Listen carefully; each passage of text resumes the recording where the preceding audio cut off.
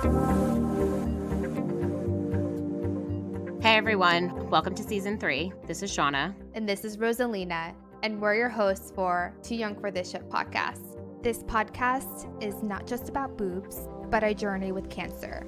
We are young millennials, open about giving you our raw and unfiltered look into our lives. We are in no way medical professionals, nor are we offering medical advice. Any medical references are cited directly from public websites or from our personal diagnosis. Some topics and stories may be triggering to those who are fighting, have fought, or have loved someone with cancer.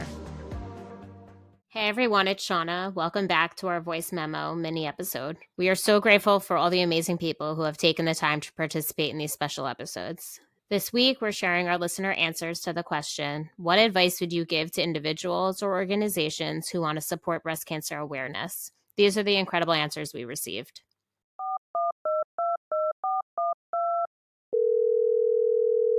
Hello, please leave a message after the tone.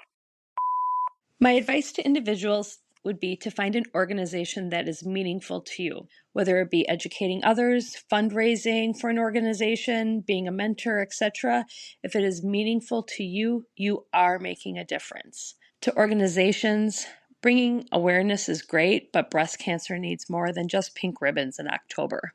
Both women and men need extra support during treatment and beyond, and stage 4 needs more funds directed towards research. We are losing far too many individuals to this disease. My advice to organizations would be to really look at what they want to accomplish with the funds they raise and focus on that. If an organization can do 1 to 2 things really well, that will allow other organizations to focus on different needs. In the end, we should all be working together. Hi, my name is Ariel Naji, and I am a breast cancer survivor. And for me, advocacy can mean many different things, but I think the best way to be an advocate for breast cancer is to help someone directly impacted by the disease. And to me, that could mean anything from buying them a meal or offering to cook them a meal or go grocery shopping for them or clean their home. I think that more often than not, these are the small everyday tasks that we are afraid to ask for help on when we are deep in treatment. And unfortunately, with purchasing items, on Breast Cancer Awareness Month, we don't know how much of that money is actually going towards research or to the people who actually really need it. And so I think the best way to get directly involved is to help those who are really struggling and need support right in that moment. I think it's absolutely great if people want to donate to all of these organizations. I would challenge people to also directly donate and give to previvors, survivors, thrivers of breast cancer because the cost of treatment, the cost of aftercare, the cost of post-op treatment, day-to-day living is very, very expensive. And people don't consider the fact that many people did not have cancer insurance before they had cancer. So they were not prepared for the diagnosis. So even though insurance may cover a portion of it, there's still so many fees that are uncovered. And the hospital will get their money first. Before you check in for an appointment in many hospital networks, you have to pay whatever your portion is. Mine was sometimes $3,000, $4,000, $5,000.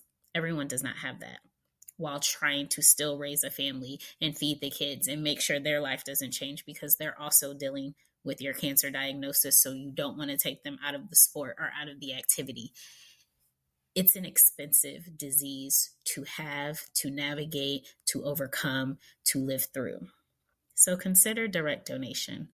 Hello, my name is Veronica Rios, and the advice I would give to individuals or organizations who want to support breast cancer would be to do the research before you submit any donation. I know years ago I would donate to different organizations without actually understanding how that money was being used.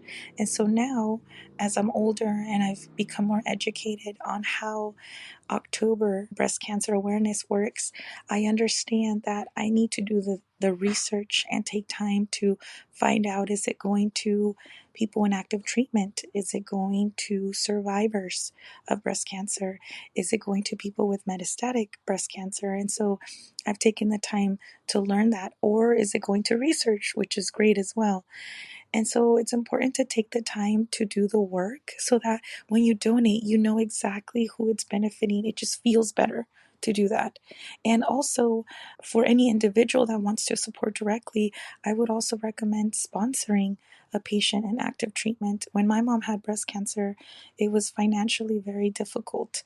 I mean, she was really struggling. Our family was. And so sponsoring an individual would benefit in so many ways and would allow them to not have the stress of that financial burden.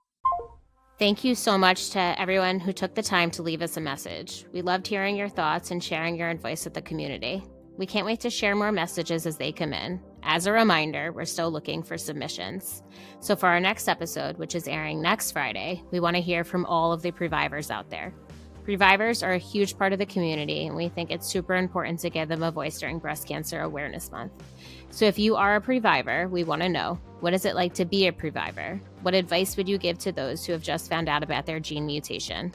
You can follow the link in our show notes or in our Instagram bio to leave us a message. Can't wait to hear from you. A very special thanks to our podcast producer, Bethany Allard, and our podcast editor, Ayla Anderson. Thank you all for listening and supporting our podcast. Sharing our stories with you has been incredibly healing for both of us, and we hope it helps other women in their journeys through breast cancer. Ladies, if you enjoyed this episode, please share it with your friends and fellow breasties.